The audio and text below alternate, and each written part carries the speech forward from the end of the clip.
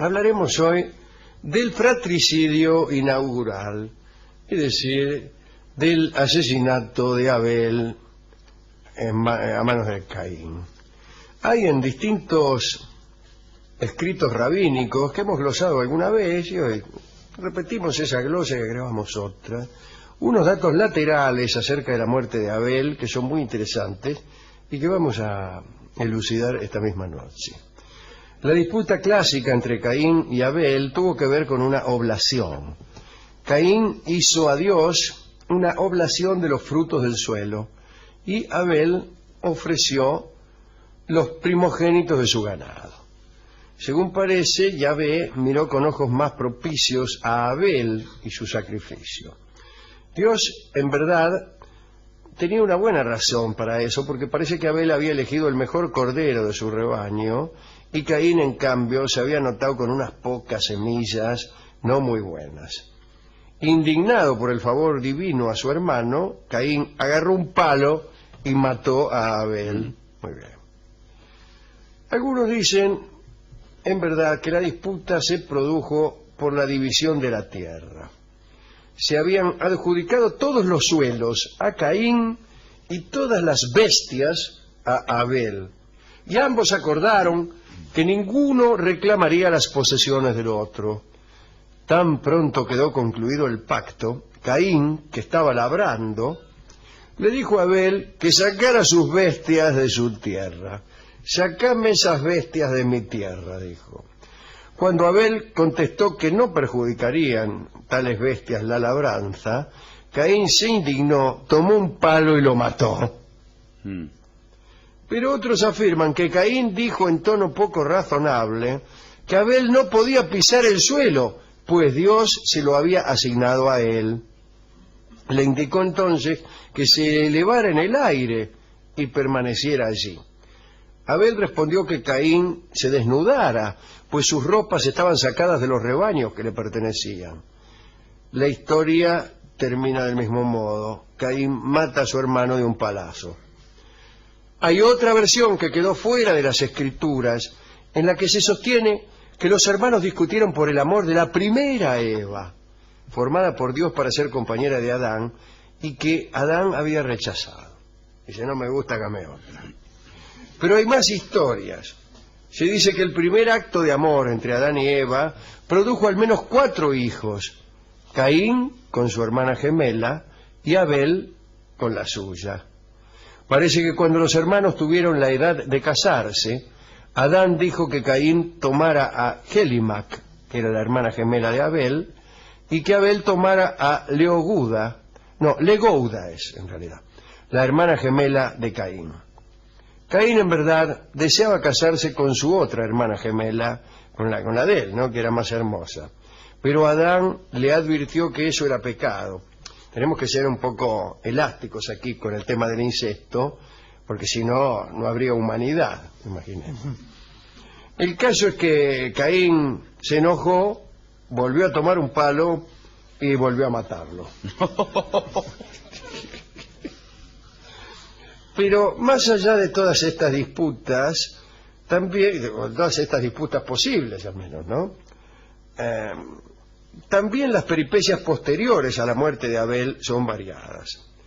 Cuentan que el espíritu de Abel escapó de su cuerpo, pero no pudo hallar refugio en el cielo, que aún no estaba terminado.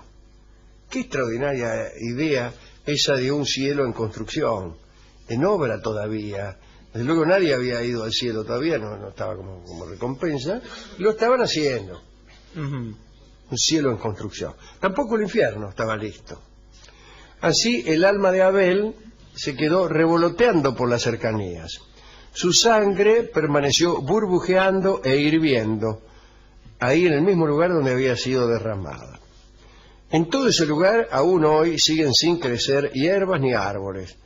Cuentan que Dios percibió en Caín algo parecido al arrepentimiento y por eso le permitió vivir, aunque eso sí, como un proscripto. Donde quiera que iba Caín, la tierra se estremecía. Las bestias salvajes temblaban y trataban de devorarlo. Los castigos que recibió Caín fueron 7. Atención. Primero, un cuerno vergonzoso le salió en la frente. Segundo, el grito fratricida resonaba en los valles a su paso. No sé con qué entonación, porque podía ser con una entonación chusca o con una entonación acusadora. Por ejemplo, si fuera en un barrio y al tipo no le gustara que le dijeran fratricida, a su paso y a sus espaldas sonarían voces: ¡fratricida! Pasaba Caín y los muchachos de la esquina estaban: ¡fratricida! Y se miraban para arriba. Cuando el otro se daba vuelta no decía nada. En cambio, si era una cosa para trabajarle el alma, una voz acusadora: ¡fratricida! Pero me gusta mucho más. ¡Fratricida! Y es que se anda... Es como si a uno le dijeran ponerle Buscanido en el barrio. Entonces, ¿qué pasa? ¡Buscanido! Usted habló de un Buscanido alguna vez, me parece. Sí. Bien, el caso es que ese es el segundo mal, el segundo castigo. Tercer castigo, le agarraba un temblor que lo hacía agitarse constantemente. Cuarto, tenía un hambre voraz que nunca se saciaba. Por más que comía, el tipo se comía 5 o 6 pizzas y no saciaba su hambre. 5. La decepción acompañaba a todos sus deseos.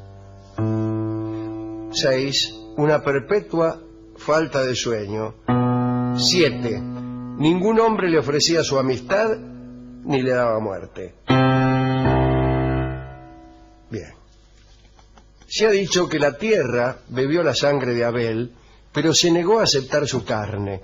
Cada vez que Caín intentó enterrar el cadáver de su hermano, la tierra lo devolvía a la superficie. Dicen que la tierra exclamó: no recibiré ningún cuerpo hasta que la arcilla con la que se formó Adán me haya sido devuelta. Una voz de la tierra, ¿no? Claro, recordarán que Adán fue hecho con tierra, de manera que la tierra exigía la devolución de esa tierra. Al oír esto, Caín huyó y los arcángeles Miguel, Gabriel, Uriel y Rafael colocaron el cuerpo de Abel sobre una roca, donde permaneció muchos años sin corromperse. Cuando Adán murió, entonces recién la tierra consideró de vuelta la parte sustraída, y los arcángeles pudieron enterrar a Abel sin ningún inconveniente. Y Abel le permitió a Caín descansar por un tiempo de sus castigos y construir una ciudad. Le dijo: anda y construir una ciudad. La llamó Enoc, en honor a un hijo. Dicen que Caín no cambió siquiera luego de los castigos. Todavía cedía a la lascivia, amasaba riquezas. Curioso esto de amasar riquezas, que me ha causado gracia. Y vivía con lujo. Dice Robert Graves: su invención de las pesas y las medidas acabó con la sencillez de la humanidad. Caín fue el inventor de las pesas y las medidas. También fue el primer hombre que rodeó los campos con mojones y construyó ciudades amuralladas. En estas ciudades estableció a su familia. El espíritu de Abel, aunque enterrado, siguió sin encontrar descanso. Sus lamentos se oyeron en el cielo y la tierra durante siglos, hasta que Caín, su esposa y sus hijos estuvieron todos muertos. En el Génesis se indica que Caín sintió celos, porque la oblación de Abel había sido preferida a la suya. Los antiguos comentaristas creían que se debía encontrar alguna explicación de la preferencia de Dios por la ofrenda de Abel, o algún motivo distinto a los celos. No estaban dispuestos a admitir que Dios podía actuar arbitrariamente. Pero la preferencia de un hijo menor por sobre los derechos del primogénito surgió otras veces en la Biblia, y está la preferencia de Jacob por José, que era el hijo menor, y ahí también los hermanos conspiraron para matarlo, ¿no? Y en el propio Jacob con su hermano Esaú, al que usurpó la primogenitud. Eran mellizos, ¿no? Y hubo grandes discusiones que no volveremos a citar ahora acerca de cuál de los dos era el primogénito. Incluso desde el punto de vista del derecho, en algunas civilizaciones se discutía si el primogénito era el que nacía primero o el que nacía en segundo lugar, pues algunos decían que puestas dos píldoras en un tubo, al sacarlas de nuevo, la que sale primero es la que entró última. Claro. Así que, bueno. El caso que algunos dicen también que aquí hay algunos ebemeristas, digo, de los que hacen una interpretación tratando de darle verosimilitud histórica a los mitos. Algunos ebemeristas han dicho que este relato es un espejo de la controversia entre la agricultura y la ganadería, etcétera, etcétera, etcétera. Pero estas son las historias laterales que teníamos para esta noche, ninguna certificada por la Biblia, ¿no? Son versiones diferentes de esta primera y dramática historia de los hermanos Caín y Abel. ¿A quién podemos dedicar esto? Bueno, lo dedicamos a qué le caía más simpático, Caín o Abel. Y hay que decir Abel, ¿verdad? Abel, a mí también, ¿qué quieren? Te dijera otra cosa. ¿Sabes lo que me resulta muy atractivo en esta historia? No. Es que los pesos y las medidas sean producto de un espíritu como el de Caín. Ajá. Hay distintos tipos que fueron señalados como los inventores de las pesas y medidas. Casi ninguno es simpático, ¿no? Quiere decir que al menos los poetas han tenido siempre un odio por aquellos que miden. Pero no sé si está mal. A mí me parece que después de todo son estos tiempos los tiempos en que las pesas y las medidas han tomado mayor protagonismo. Hemos ido a la discoteca. Se atendieron dos hermanos. ¿Cómo? En Pero la si eres... discoteca de Radio 10, los hermanos... Si era uno el discotecario. ¿Cómo? Sí, no, pero ahora trajo a su hermano para laborar con él. Con un palo venía, ¿no? Sí, él lo conoce, usted lo conoce, ¿no? Sí, el discotecario. Abel Chimiñeri. Sí, Y se lo trajo a su hermano ahora, a Caín. lo que debe Caín ser. Chimiñeri. Y anda siempre con un palo. Y con una mansa loco, porque es colectivero.